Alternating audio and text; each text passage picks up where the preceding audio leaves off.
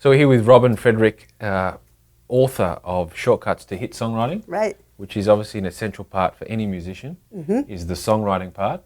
It's one thing to play the bass line well or kick that kick drum, Yeah. but without lyrics, we're in trouble. Yes. Yes. We haven't got a song. Yes. So I guess going off your title, hit song, what is a hit song?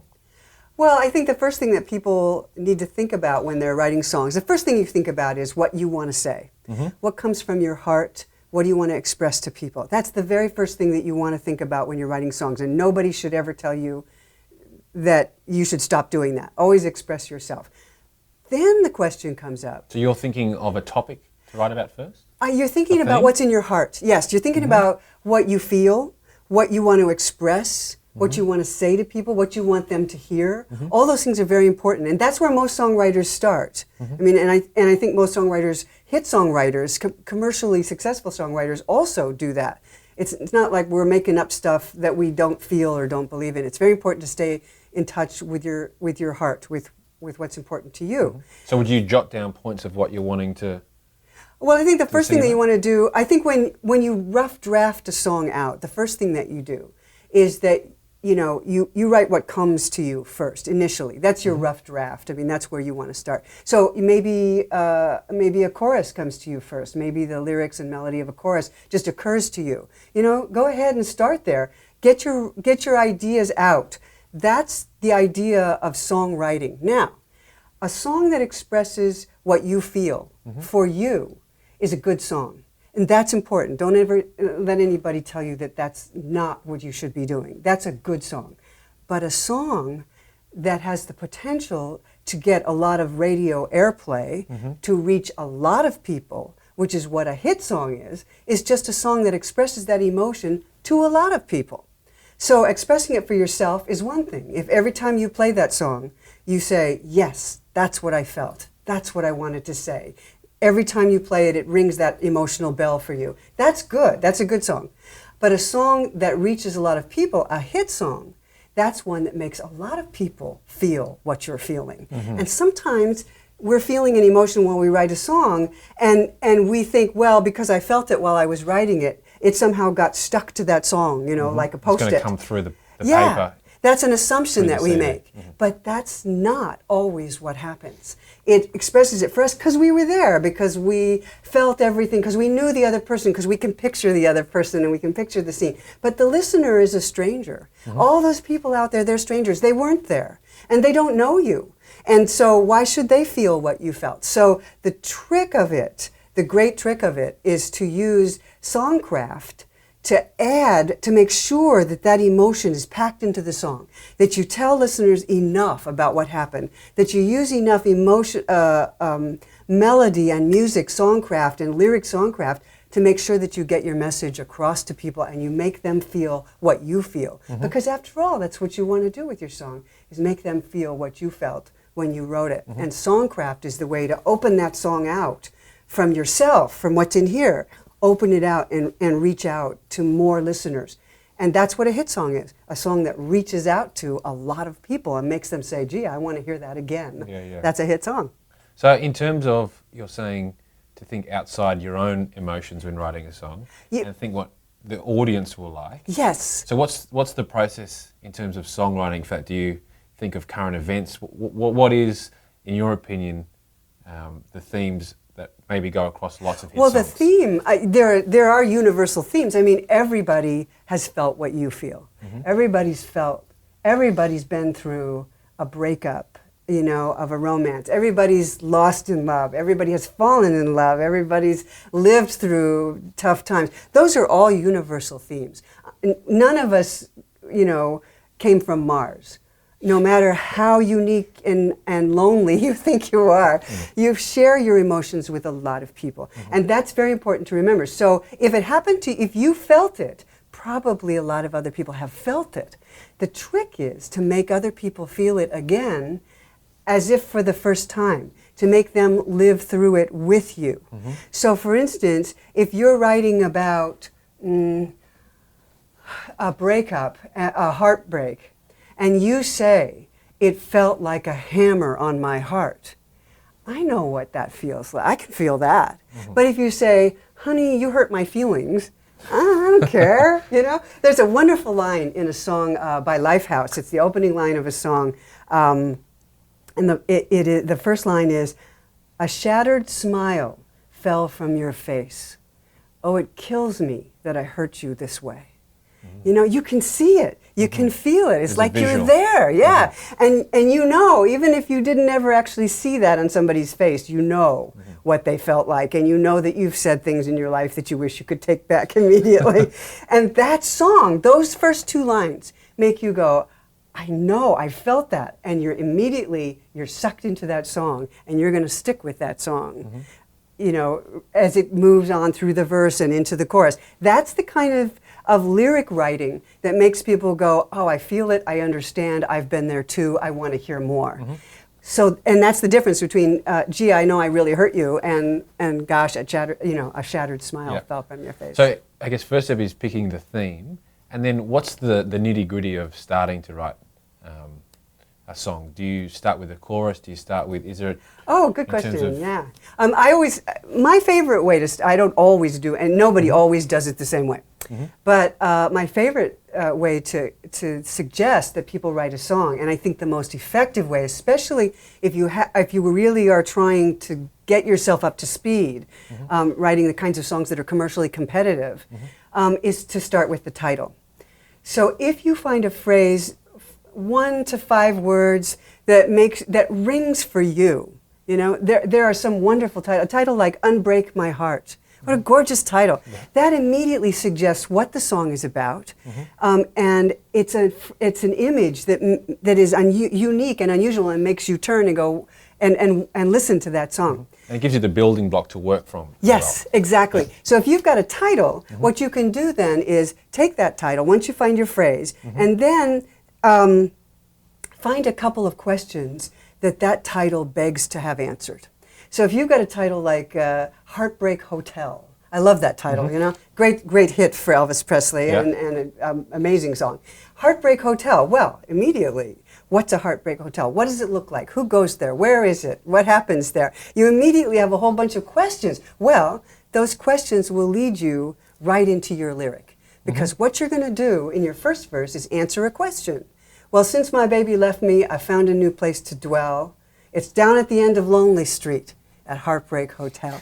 You know where it is, you know who goes there. I mean, answered a whole bunch of questions. So if you've got those questions, what you can do is answer those in your verses, and then in your chorus, you want to tell people how it feels, what it feels like. You know, this is killing me. There's a wonderful Daughtry song called "It's Not Over." That's the title. It's kind of an ordinary phrase. I mean, we've used that phrase before. It's not over. And in his chorus, he says, "It's not over. You know, this love is killing me. It's not over. Can we try it again, please? It's not over." You know, he keeps coming back to it. And it's just like you'd say it, and you feel it when he says it. It's got a great melody, too. And in that chorus. And then in the verses, he tells you what's happened. Here's what's happened that led me to say, it's not over. So by having a title, you know what you're going to put in your chorus right there. You already have lines for your chorus because it's going to be the first line or the last line of your chorus. And then you know what you're going to talk about in your verses. And then in your chorus, you know you're going to talk about how it feels. You're going to answer questions in your verses, in your chorus. Excuse me. You're going to answer questions in your verses, and you're going to talk about how it feels in your chorus. Right there, you just laid out a really beautiful development path for your song that takes listeners right along with you. And remember, that comes back to what is a hit song. It's one that takes listeners along for the ride, that opens the song up to listeners. What happens sometimes when you're writing about something that happened to you and you just start writing a verse, you just sink yourself deeper and deeper into the situation and you lose your listener. So you want to always keep your listener by your side. You know, what questions is my listener going to have for me about this phrase? It's not over. They're going to want to know what happened. How come you're saying that? What does it feel like? So if you do that, then your listeners are right with you as you tell them the story of what happened to you. So it's still tied to your own heart, but it keeps your listeners with you. And in terms of a song, getting right back to the fundamentals for guys that are, you know, starting out songwriting, what is the breakdown of a song? What does it start with? Does it start with the chorus? Obviously it doesn't start with the chorus, but what's the breakdown within a typical song. Yeah, because we jumped right into talking about lyrics. Yeah. Back up. Let's back up a step because that's Yeah. an excellent question. If you back up a step and you look at the structure of songs, structure also has to do with keeping listeners with you and taking them along in a way that keeps them interested. Structure of most hit songs, 75% of hit songs, is verse, chorus, verse, chorus, bridge, chorus. And when you say verse? A verse has the same melody each time we hear it, but a different lyric. And that'll be the intro to the song? And that's the one that sets up the story and then continues the situation. It takes us deeper into the situation each time we hear a verse. Now, after the first verse, you go to the first chorus. The chorus always has the same melody and the same lyric. Now, the reason we can get away with that, because we're going to repeat that chorus. We're going to go verse, chorus, verse 2, which has more information and different lyric. Okay, that should be interesting. Then we're going to repeat that chorus. Verse, chorus, verse, chorus. How come we can get away with repeating that chorus and it won't be boring? It's because the chorus focuses on the emotion. And in the second verse, we learned more about what happened. So is it a great a build Yes. to the chorus? Yeah. Exactly. It's like a pathway and it keeps going up that hill. And then when you get to the bridge, verse, chorus, bridge. And is there any repeating? I'm trying to get to the nitty gritty. Is there any repeating of the verses in terms of the lyrics at all? Not usually. No? Sometimes people will repeat the first verse after the bridge. My feeling is, what, did you run out of stuff to say? You know, was this not so important to you that you have more stuff to tell me? Yeah. You know, come on, tell me some stuff. Verses, you don't have much real estate there. Verse, chorus, bridge, chorus. The two verses in the bridge have different lyrics, but they're not very long. So, and then your chorus just keeps repeating. You don't have much room. So make every line of that lyric count. So you'd go verse, just to cap it. So you go verse, chorus, verse, chorus. Yep. Bridge, chorus. Chorus, okay. And the bridge is like the peak. It's like you're walking up, like you said, okay, it's going uphill. It's building. And then when you get to the bridge, that's like a peak moment of the song. That's where you bring, the choruses are good and emotional, you know, they're emotional, they're pushy. But the bridge is where you might take a step back and say, oh, wow, that's what I did. You know, and then go into that final chorus. And the reason we can repeat those choruses is because with each verse and the bridge, we learn more about what happened. You take us deeper into what it was, what we did, what it felt like, why you did what you did, what it looked like. And then when we get to that chorus again, we know more, and it means more to us. And that's why you can get away with those repeated And choruses. obviously the chorus, the lyrics are the same each time. Yes. Yeah, people sometimes can vary them a little. There's a beautiful Eric Clapton song called Wonderful Tonight. And with each time he repeats that line, he changes the lyric by one word. You look wonderful tonight. You were wonderful tonight. You know? That's very, very sweet. But don't change more than that, because listeners really love to come back to that chorus and feel those emotions. Every time the chorus soars and takes us deeper in that emotion, we go, yes, that feels good. And if you change it too much, people don't get to have that feeling again. And they're really looking forward to it if you've done a good job of writing your chorus. So you're bringing the chorus in quite early as well? The first verse, we now have songs that run 4.5 minutes, 4 to 4.5 minutes. And so not the basic structure of verse, chorus, bridge, chorus. We now have verse, pre-chorus, chorus, verse, pre-chorus, chorus. We have a whole thing. We hold it off, we hold it back. They wait for it. Come on, you're going to really enjoy it. When we get to the chorus, you're really going to love it. Hold back. There's that going on too. So the verses actually can go on. Because sometimes it can seem like too long. It can seem like where too you long. almost don't even know what the chorus is. You have to keep the verse. Oh, that's a good question. Let's go there. You have to keep the verse interesting. A shattered smile fell from your face. Oh, it kills me that I hurt you this way, and I never even knew I did it. And then he does like 4 lines, and you're really into the situation. Then he goes into a pre-chorus, which builds it up a little bit. The melody starts building, and he's talking about how I wish I hadn't done that. I wish I hadn't done that. And then boom, he's in the chorus. So really about 8, it takes as long as it takes, but I would say probably 6 to 8 lines before you get to your chorus, sometimes more, sometimes 10, 12, but you really got to keep it moving forward, momentum, and there's all kinds of things we do to build momentum and keep things going to get to the chorus. What you were talking about in terms of things taking too long, getting to the chorus, how do we know when we're in the chorus? You know, it's not like listeners are sitting there going, hey, I got this lead sheet here. I got this sheet music. Ah, there's the chorus. Look at that. It has nothing to do with that. Yeah. It has everything to do with telling listeners with your melody that we're in the chorus now. Okay, if you don't give them plenty of what we call contrast, then how are they going to know they're in the chorus? So what we use is contrast. If you walk into a crowded room, a room full of people, and they're all talking and there's a party going on, you know, kind of hubbub, and you walk in and you start shouting, you know, look at me, people, everybody turn around and look at me. They'll all turn and look at you. If you keep shouting, then gradually they go, oh, well, this doesn't have anything to do with me. Yeah, that person's just kind of nuts. I'm going to go back to my conversation. And they do. It's the contrast that makes people look at you. So if you get louder, bigger, higher, more intense in your chorus, people will go, what's that? What's that? What's happening there? And they'll pay attention. Because sometimes the only way that I know it's the chorus is because I know they've repeated it. So you go, that must be the chorus. That must be the, no, because you go, that's the chorus. You should know when you get to the first line of the first chorus. If you listen to any hit song, it's going to start ramping up, start building intensity, and then it's going to hit that first line of the chorus, and it's going to feel like a wonderful emotional release happens. It's like you hit the peak. It's like a roller coaster. You build, build, build, build, build. You get to the top, and then boom, you come down the other side. You just roar down that other side. That's the chorus. And then you mentioned the bridge after that. Do you want to explain? So if you build up, if you take the verse and you build, build, and you hit the chorus, and it comes down, okay? Then you're in the second verse, and you build, build, build, build, build up to the second chorus, and you come down the second chorus. Now, a really good roller coaster at that point does not just build, build, build again, because you've done it twice. The really good roller coasters, they do a big curve that pulls you around with centrifugal force and practically throws you out of your seat. That's the bridge. Okay? And lyrics different from everything else in the bridge? Yeah? Okay. And then the final chorus, you go build, build, build, build, build, and come down for that final last So is the spin. bridge generally less emotional or intense? The bridge musically? is usually a bit, it takes a step back. If you listen to bridges, you'll hear it a lot of times. The bridge will often take a step back from the song and say, whoa, what did I just say?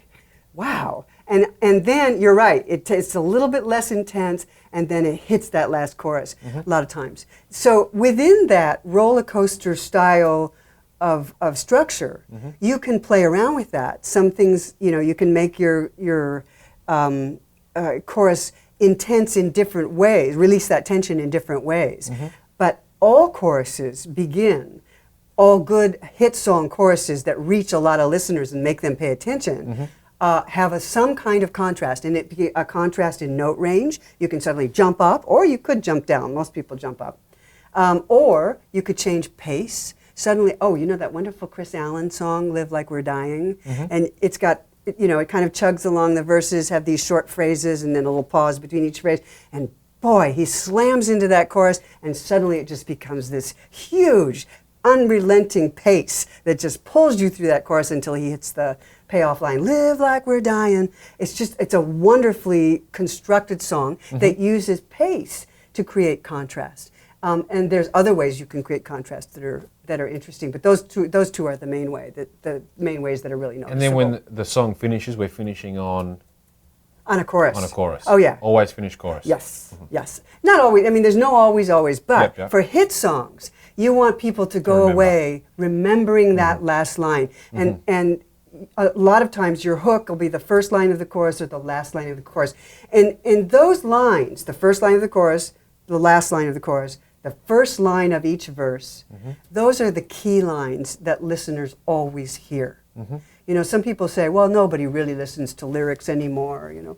But the truth is, we don't have instrumental hits. I mean, we just don't have them. I haven't heard an instrumental hit since, 1980. And these days, you pick out words generally within a song. Yes, that's why vivid, that's a really good point, because that's why vivid language is so important. If you put a vivid phrase, an unusual image, the phrase "live like we're dying" really catches your attention, and makes you go, "What do you mean? What do you mean by that?" That's kind of a weird thing to say. I want to know more about that.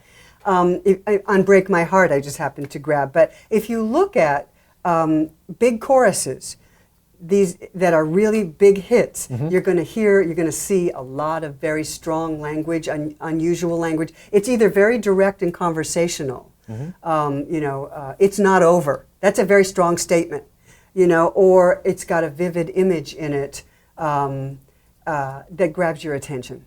And it's a lot about grabbing attention because there's so much competing for people's attention. In the world, they're listening to your song on a radio in a car while they're driving and texting and talking, and the kids are screaming and everything's happening. Or, they're doing their homework, or they're walking, or, their friends are talking to them and they got their iPods on.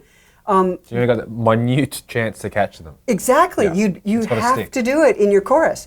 So you want a vivid language. You want big contrast at the top of the chorus. If you can put big contrast and vivid language in the same line, you're in good shape. Because that's what's going to make them go, oh, what's that? I want to hear that. And then you've got them for the chorus.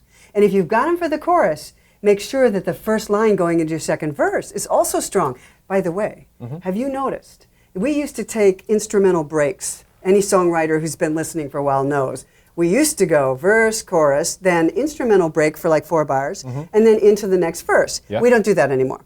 That break is gone, folks. And the reason for that is because you want to keep people going right out of your chorus. You want to keep them. So if you listen to a song like Vertigo, that wonderful U2 hit, I respect that song so much. The more I study that song, the more I respect it.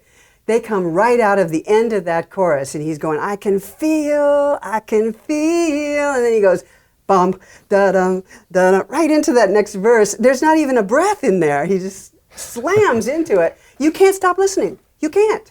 So that's those are some of the wonderful songcraft techniques that you can use in your own way, in your own songs. Make them yours. I mean, you're not going to do what U2 did. You're going to make it your own. But use that in your song. You learn from it. Yeah, take it. Go play with it. Go, have fun with it and do your own thing with it. But know that it works. It works on listeners. It makes listeners stay with you. So now that we've got a good structure of how to create the song, obviously this is where the talent comes into it, but I don't know if you've got any tips in your history of working with songwriters. How do you create the magic of in the words? Is it something that just comes naturally to people in terms of writing the lyrics, creating the words and the rhythms? Talking about, it is poetry, literally. Yeah. Songwriting. Yeah. Do you have to be? What are some tips you can give songwriters that are struggling to get what is in their head onto pen and paper?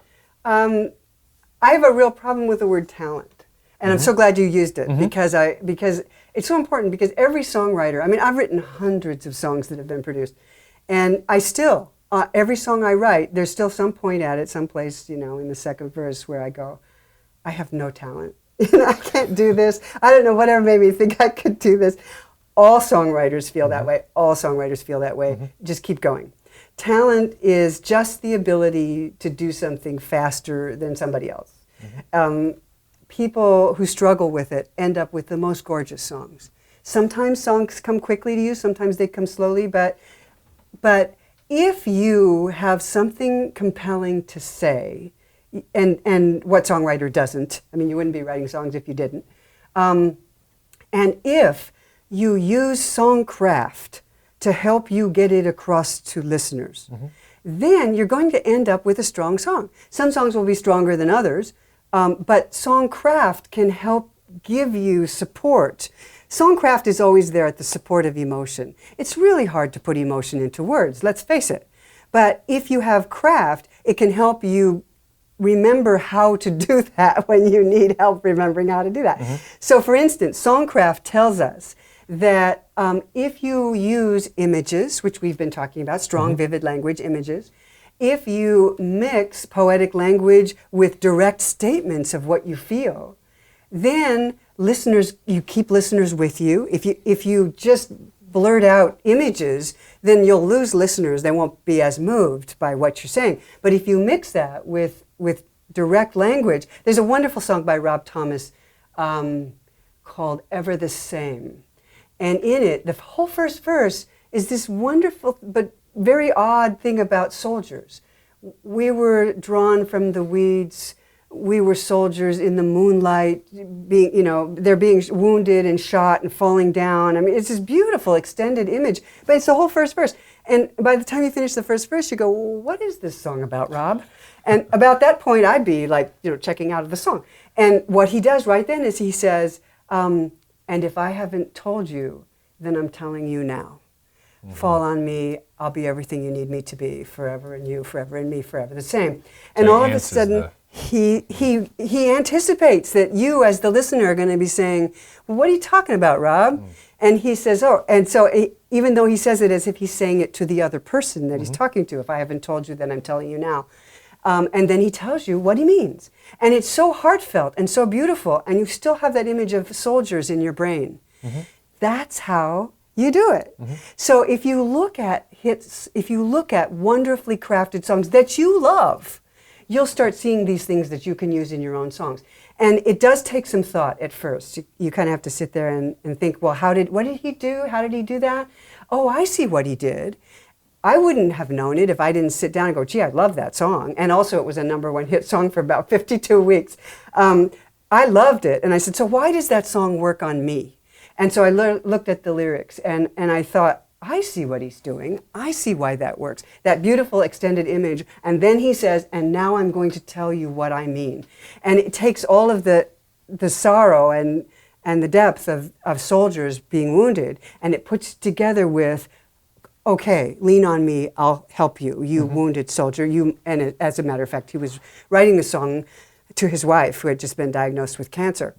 But you don't need to know that to be moved by that song. And that's a combination of images and direct statement that works very, very well to express what you feel to listeners. Those are just two of the things that you can do with songcraft to make sure that you express yourself emotionally. And it doesn't take a rocket scientist to do that. It just takes paying attention. It's true, and I guess they've obviously vivid stories that he's creating within the words. Are you thinking when you're writing lyrics, which are, in fact are a story, are you thinking of musically as well, how they're going to be sung, how they're going to roll? Oh, that's that's sometimes, yes, sometimes melodies come to you with a lyric. Now, what happens with melodies a lot, there's so many especially when you're running about love. People might start going, okay, I'm going to talk about my last breakup. They write a song with words in it, but are they thinking of a hook, a line, a melody?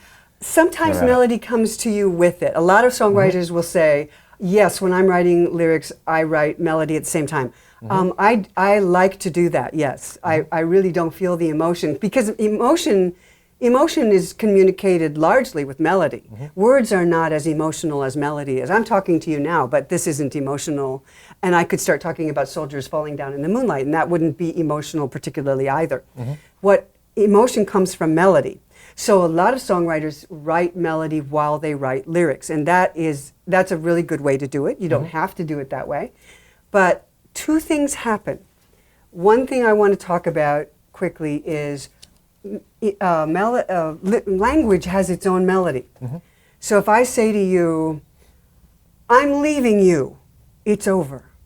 The more emotional you get with that line, the more melodic it gets, right? I'm leaving you, it's over. I'm leaving you, it's over. I'm leaving you, it's over. So you can just take the natural melody that's in speech and exaggerate it, go ahead and feel stupid and say those lines as emotionally as you can, and you'll hear the melody getting stronger and stronger because there's a natural melody in language.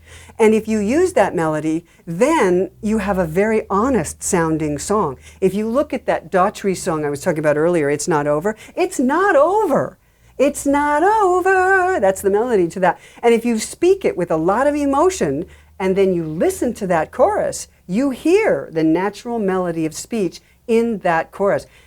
Did the songwriters think about doing that? I don't know whether they thought about it or whether they did it intuitively, because that's what good songwriters do. But do it. Whichever way you do it, because it's a wonderful way to start a chorus. Because your choruses, remember, are always where the heart of the emotion, the heart and soul of the emotion in the song is in your chorus. So if you're saying those lines with a lot of emotion, you're going to start having a lot of melody in them, exaggerate that melody, and use that as the rough melody for your song.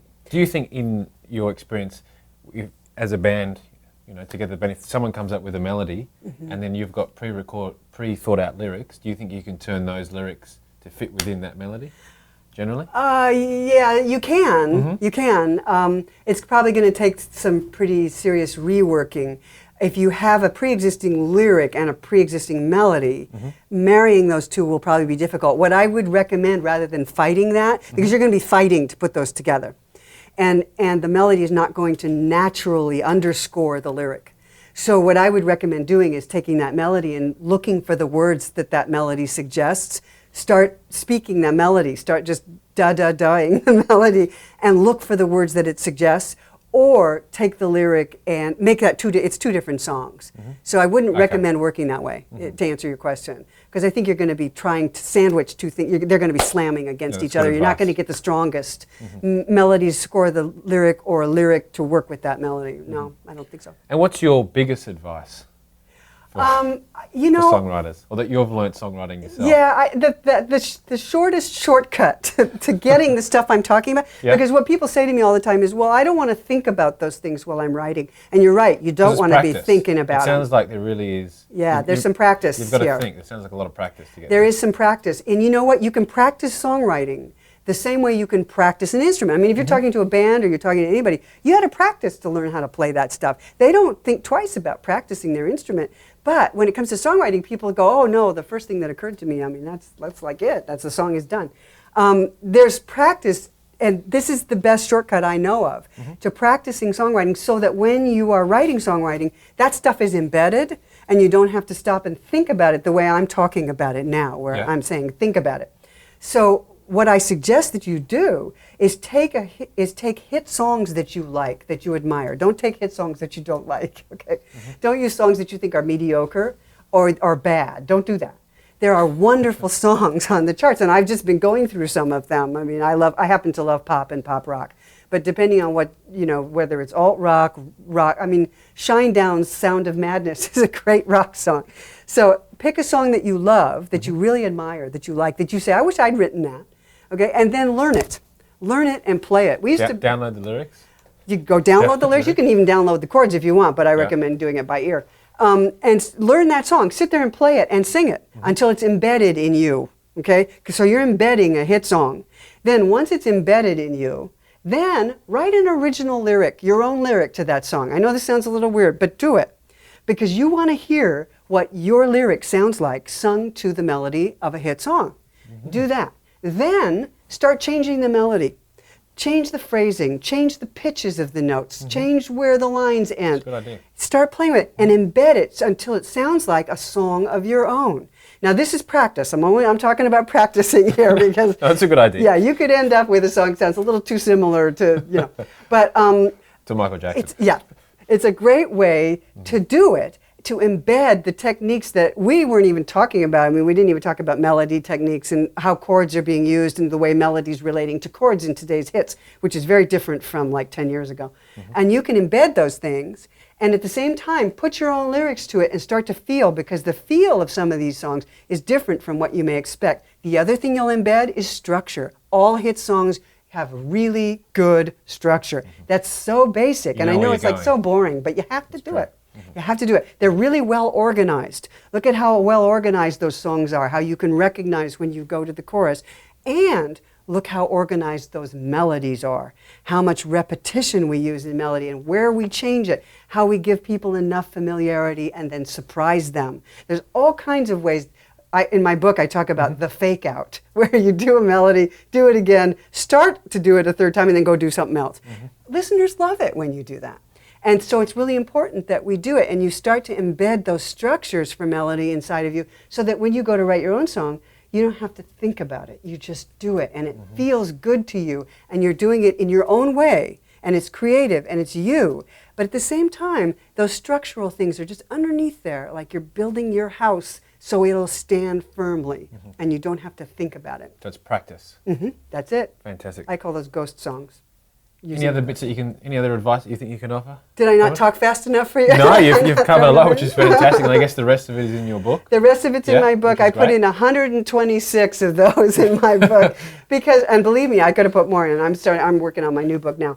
126 proven techniques for writing songs that sell. And what I did was, I'm not telling you to do this. This is not me, Robin Fredrick, telling you you should you should do this in your songs. It's not me at all. Don't ever do anything because I told you to.